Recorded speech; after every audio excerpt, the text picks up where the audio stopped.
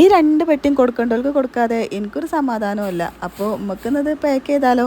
നമ്മളെ channel 2K subscribers അതിൻ്റെ give away ആയിരുന്നു നമ്മൾ വെച്ചിട്ടുണ്ടായിരുന്നത്. അപ്പോൾ അതിന് 2 വിന്നേഴ്സിനെയാണ് സെലക്ട് ചെയ്തിട്ടുണ്ടായിരുന്നത്. ഒരാൾ കണ്ണൂരും ഒരാൾ കോഴിക്കോടുമാണ്.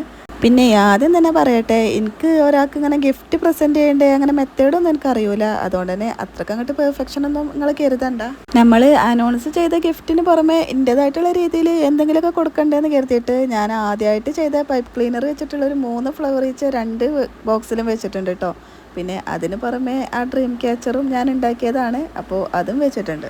ആദ്യം നമ്മുടെ ബോക്സ് നമുക്ക് ഈ ഗിഫ്റ്റ് പേപ്പർ കൊണ്ടൊന്ന് റാപ്പ് ചെയ്തെടുക്കണം. എന്നിട്ട് പിന്നെ ഒരു ബബിൾ റാപ്പ് വെച്ചിട്ട് ഒന്നും കൂടി സെക്യൂർ ആക്കണം. ഫ്രെയിമൊക്കെ കൊറിയറാക്കി കൊടുത്തേക്കണമെന്നല്ലാതെ ഇങ്ങനൊരു ഗിഫ്റ്റൊന്നും ഞാൻ ഇതുവരെ കൊറിയർ ചെയ്ത് കൊടുത്തിട്ടില്ല. അപ്പോൾ അതിൻ്റേതായിട്ടുള്ള ഒരു എക്സൈറ്റ്മെൻറ്റ് എന്തായാലും ഉണ്ടാവുമല്ലോ. ഈ ഒരു ബബിൾസ് എപ്പോൾ കണ്ടാലും മുഴുവൻ പൊട്ടിക്കാതെ ഞാൻ വിടാറില്ല. പക്ഷേ ഇതിപ്പോൾ ഞാൻ പൊട്ടിച്ച് കഴിഞ്ഞാൽ നമ്മളെ മുതലാളി വേറെ വാങ്ങി തരുമെന്ന് സംശയം ഉള്ളതുകൊണ്ട് തന്നെ ഞാൻ എൻ്റെ കയ്യിനെ നിയന്ത്രിച്ച് അവിടെ വെച്ചിട്ടുണ്ട്.